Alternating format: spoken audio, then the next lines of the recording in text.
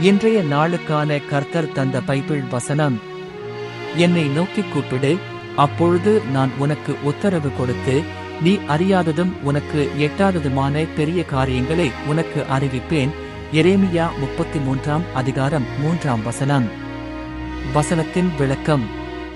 இந்த வசனம் தேவன் நம்மை அவரை நோக்கி கூப்பிட அழைக்கும் அழைப்பாகும்.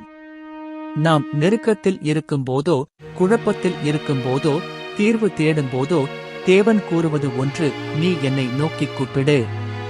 இது வெறும் வேண்டுகோளல்ல, ஒரு வாக்குறுதியாகவும் உள்ளது.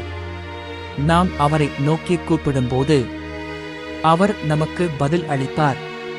நாம் தெரிந்து கொள்ளாத புதுமையான, ஆழமான, அருமையான காரியங்களை அவர் வெளிப்படுத்துவார். இது ஒரு தீர்க்கதரிசன வரமாகவும் இருக்கிறது. தேவன் தன் மக்களுக்கு எதிர்காலம் குறித்து மறைக்கப்பட்ட காரியங்களை காட்டி வழிகாட்டுகிறார். இது நமக்கு ஒரு ஊக்கமாக இருக்கிறது. ஏன் பயப்படுகிறோம்? ஏன் குழப்பத்தில் சிக்கிக்கொள்கிறோம்? தேவன் தன்னை நாடும் அனைவருக்கும் பதில் அளிக்கிறார், அறிவிக்கிறார், அற்புதம் செய்கிறார். ஜெபம். கர்த்தாவே, நீ என்னை நோக்கிக் கூப்பிடு என்றாய்.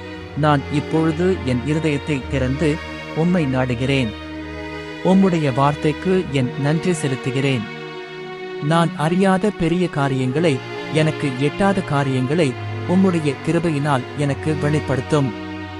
என் வாழ்க்கையை நீர்வழி போல வழிநடத்தும் உம்முடைய உத்தரவுகளை என் உள்ளத்தில் பதிந்து என்னை ஒளியாக மாற்றும் அந்த ஜெப வாழ்க்கையை அருள்வீராக.